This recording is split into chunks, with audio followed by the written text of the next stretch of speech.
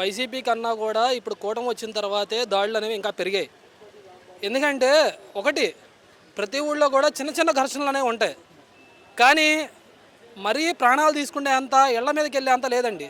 కూటమి వచ్చిన తర్వాతే వినుకొండ దగ్గర రషీద్ గారు మర్డర్ అయ్యారు. అట్లాంటి మర్డర్లు వైసీపీ ప్రభుత్వంలో ఎక్కడ మర్డర్లు లేవు. రక్తపాతం జరగలేదు ఎక్కడ. సరే ఘర్షణలు అంటారా, ఏదో ఒకటి చిన్న చిన్న అవుతూ ఉంటాయి.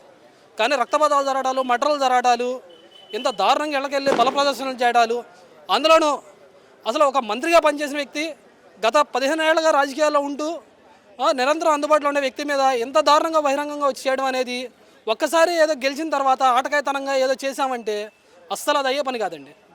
ఏదో అనుకుంటున్నారేమో ఏదో ప్రతిదీ చేయొచ్చని. కాదు, ఒక ఎమ్మెల్యే పదవి ఉంది, మనం దానికి హుందాగా ప్రవర్తించాలి. బహిరంగంగా వచ్చి నిరసన చేయడం అనేది ఇంతవరకు ఏ ఎమ్మెల్యే చేయలే, గత చరిత్రలో కూడా లేదు. ఒకప్పుడు చూసుకున్నా కూడా అసెంబ్లీలో కూడా రోసీ గారు ఉన్నారు. ఓ టైంలో కొంజేటి రోసీ గారు చంద్రబాబు నాయుడు గారిని అసెంబ్లీలో విమర్శించారు. ఎప్పుడన్నా మరి వెళ్ళొచ్చు కదా. ఆ రోజు కూడా రాజశేఖర రెడ్డి గారు అసెంబ్లీలో విమర్శించారు. చంద్రబాబు నాయుడు గారు, జగన్ గారు ఏదో మర్డర్ కేసులో ఉన్నారని చెప్పి చంద్రబాబు నాయుడు బహిరంగ అసెంబ్లీలో అన్నారు. ఆ రోజు హుందాగా ప్రవర్తించారు రాజశేఖర రెడ్డి గారు. ఎంత హుందాగా ప్రవర్తించారు ఆ రోజు. నా కొడుకే కనుకుంటే తీసుకెళ్ళండి అన్నాడు.